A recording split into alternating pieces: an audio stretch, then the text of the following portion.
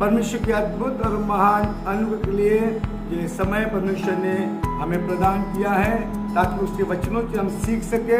हम परमेश्वर का बहुत बहुत धन्यवाद करते हैं। और आज हम पवित्र शास्त्र बाइबल उसके इफिसियों नामक पुस्तक, नए नियम की पुस्तक इफिसियों, उसके 4 अध्याय, उसके 26 वचन को आज हम मनन करेंगे। और मेरे प्रियो, इस प्रकार से लिखा है, क्रोध तो करो पर पाप मत करो, सूर्य अस्त होने तक तुम्हारा क्रोध न रहे। इस प्रकार से वचन में लिखा है, क्रोध तो करो पर पाप मत करो।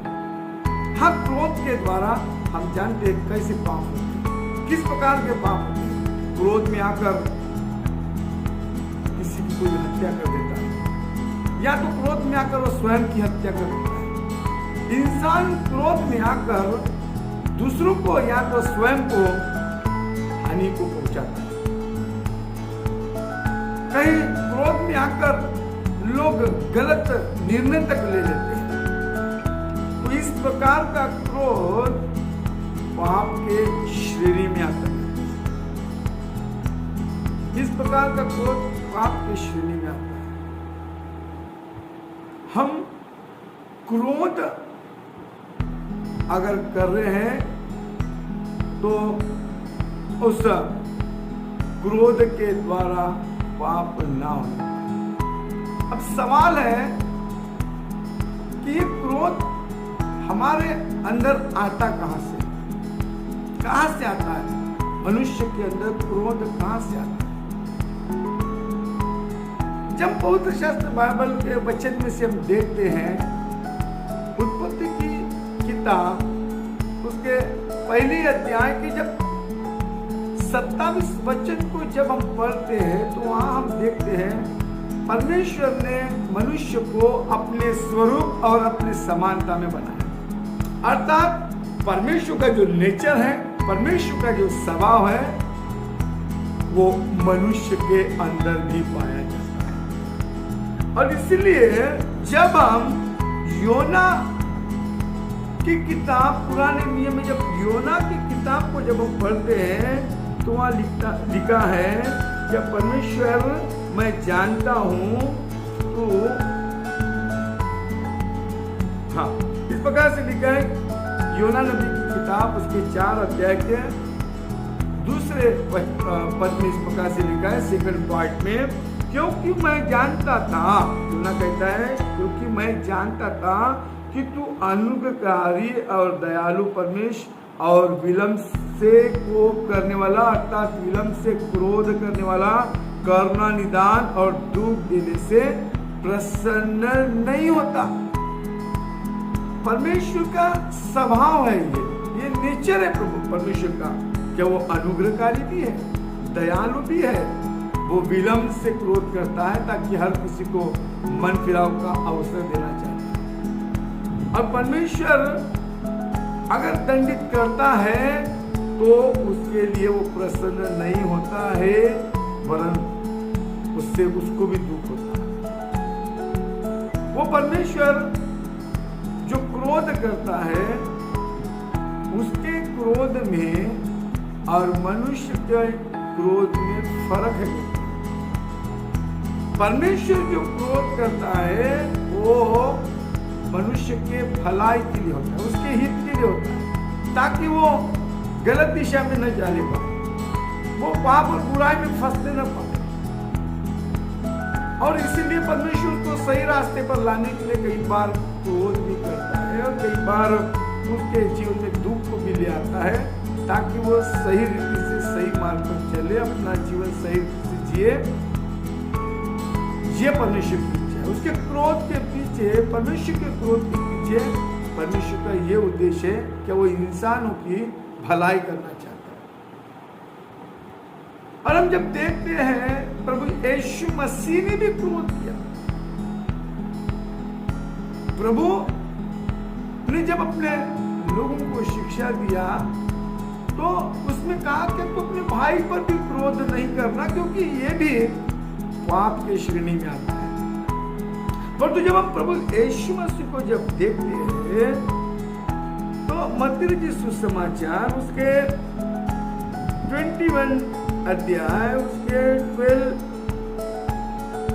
वचन में जब इस प्रकार से हम पढ़ते हैं, मत्ती उसके 21 उसके 12 पद में जब हम पढ़ते हैं इस प्रकार से 12 और 13 पद में, यीशु ने परमेश्वर के मंदिर में जाकर उन सबको जो मंदिर में लेन देन कर रहे थे निकाल दिया और शराबों के पीढ़े और कबूतर बेचने वालों की चौकियां उलट दी और उनसे कहा, लिखा है मेरा घर प्रार्थना का घर कहलाएगा पर तुम उसे डाकुओं की खो बनाते। और हम देखते हैं क्या यीशु मसीह ने भी क्रोध किया, परंतु वो क्रोध किस लिए था? परमेश्वर के पवित्र स्थान को जो लोग इस प्रकार का लेन देन करके व्यापारीकरण कर खराब कर रहे थे, निंदा कर रहे थे, इसीलिए प्रभु यीशु मसीह ने वहां क्रोध किया। परंतु उसके अलावा हम बाइबल में कहीं भी नहीं देखते कि यीशु मसीह ने क्रोध किया। क्योंकि हम देखते हैं जब उसके पीछे शास्त्री और फरीसी लोग और यहूदियों की टोली उनके पीछे जब चलते थे, क्या क्या कुछ नहीं बोला जाता। पेटू है, पियक्कड़ है, बालजबुल की संतान है, व्यभिचार की संतान है, नाना प्रकार के आरोप यीशु मसीह पर लगाए जाते थे, टीका टिप्पणी की जाती थी। पर प्रभु ने अपने बचाव के पक्ष में कभी भी उन पर पलटवार नहीं किया, ना तो उन पर क्रोधित हुए। स्वयं के विषय में उनके जो कुछ भी उनको लिए बोला गया उसके विषय में कभी भी प्रभु ने क्रोध नहीं किया, उनको कभी भी पलट कर जवाब नहीं दिया। परंतु यहाँ बात परमेश्वर के राज्य की, परमेश्वर के मंदिर की है, इसलिए यीशु मसीह ने वहां पर उन्हें सही नहीं लगा, इसलिए वहां पर क्रोध किया। और इसलिए हम क्या करें?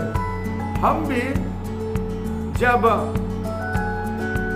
क्रोध कर रहे हैं वो किस लिए कर रहे हैं, हमें वहां पर हमें समझने की जरूरत है। क्या हमारे व्यक्तिगत जीवन के लिए अगर कोई बोल रहा है और इसके लिए हम क्रोध कर रहे हैं तो ये सही नहीं है, क्योंकि हमारे व्यक्तिगत जीवन के लिए कोई भी कुछ बोल सकता है, पर उसके लिए अगर हम क्रोध कर रहे हैं तो ये पाप की श्रेणी में आ सकता है। और उसके लिए क्रोध कर भी रहे हैं तो सूर्य अस्त होने तक हमारा मेल मिलाप हो जाए। परंतु वहां जहाँ परमेश्वर की सेवा के लिए है, परमेश्वर के राज्य की है, और वहां पर अगर किसी के ऊपर हम क्रोध करते हैं वो कभी भी पाप की श्रेणी में नहीं आते।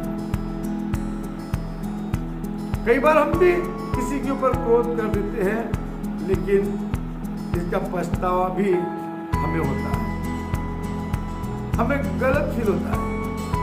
हम कई बार बातों के लिए पछताते हैं। एक आदमी इन चीजों का बड़ा ध्यान करता है, बोल तो देता है, क्रोध तो कर देता है, लेकिन उसके लिए पछतावा भी होता है।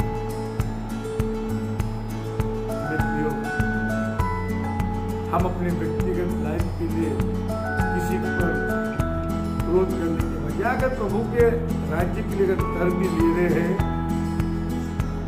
तो भी हमें उन लोगों से नफरत करने की जरूरत है, क्योंकि हम नफरत किसी से नहीं कर सकते। क्रोध तो कर दिया, लेकिन परमेश्वर का वचन हमें किसी से भी नफरत करने के लिए नहीं सिखाता। हमारे अंदर नफरत हम नहीं रख सकते।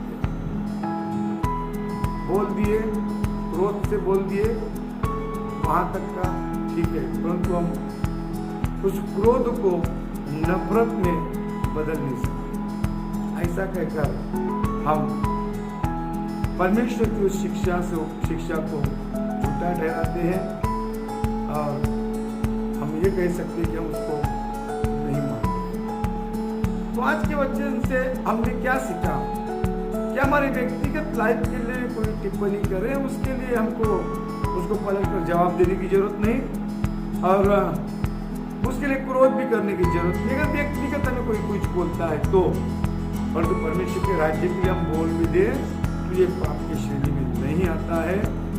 और आज इस वचनों के द्वारा हमें यही सीखा है। परमेश्वर आज के संदेश के द्वारा आप सबको बहुत बहुत आशीष दे।